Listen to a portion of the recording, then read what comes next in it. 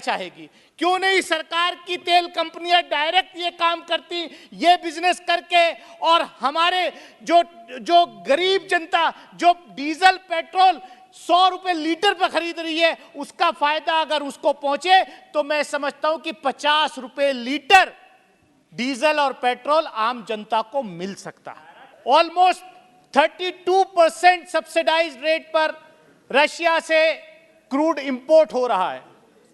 आखिर ऐसी कौन सी वजह है कि जो भारत सरकार की जो ऑयल कंपनीज हैं वो डायरेक्ट इंपोर्ट क्यों नहीं कर? तेल कंपनियों को सरकार सब्सिडी दे रही है, इसलिए ये खर्चा जो है सप्लीमेंट्री डिमांड्स लाना जरूरी है।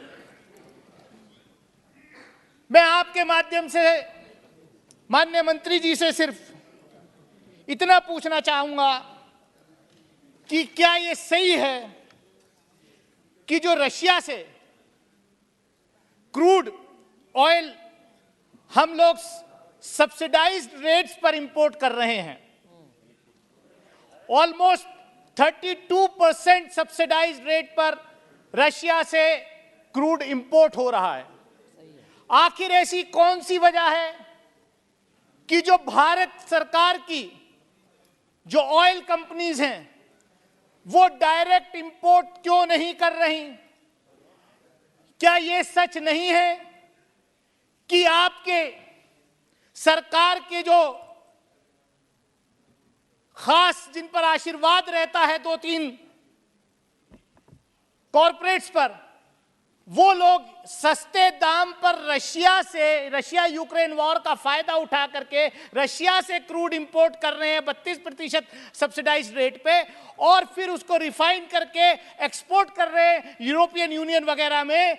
तो ये जो विंडफॉल गेन जो चंद खासतौर से रिलायंस और एसआर की नायरा 2 कंपनीज का कितना बड़ा विंडफॉल गेन हो रहा है, इस पर सरकार जो है क्या कहना चाहेगी? क्यों नहीं सरकार की तेल कंपनियां डायरेक्ट ये काम करती, ये बिजनेस करके, और हमारे जो गरीब जनता जो डीजल पेट्रोल 100 रुपए लीटर पर खरीद रही है, उसका फायदा अगर उसको पहुंचे तो मैं समझता हूं कि 50 रुपए लीटर डीजल और पेट्रोल आम जनता को मिल सकता है।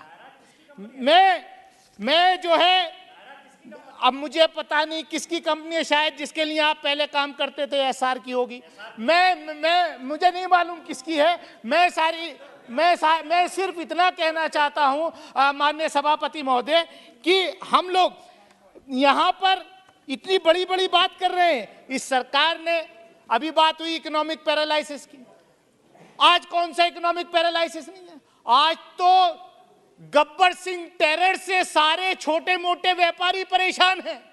आप भी आते हैं सर, पिछले 3 दिन पहले मेरठ में भी वही हाल था, अमरोहा में भी वही था, बरेली में भी वही था। जीएसटी के नाम पर रेड जो है, किसी बड़े उद्योगपति घरानों पर रेड नहीं करती है सरकार, ऐसे लोगों पर नहीं करती जिनका मैं नाम ले रहा हूं, उनको तो जो एग्जेम्पशन दे देती है। लेकिन जो बेचारा ठेले पर पकौड़ी तल के बेच रहा है, आपने नौजवानों को रोजगार तो दिया नहीं।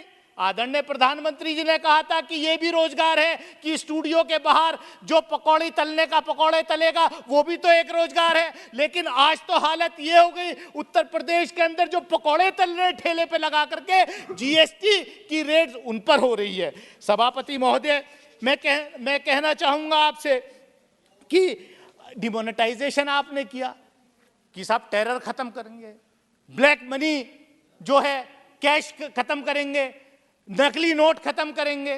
मैं समझता हूं डेटा सबके पास है, नकली नोटों का सर्कुलेशन उस वक्त से ज्यादा हो गया, जो कैश करेंसी प्रिंट थी आज 2 गुना से ज्यादा हो गई।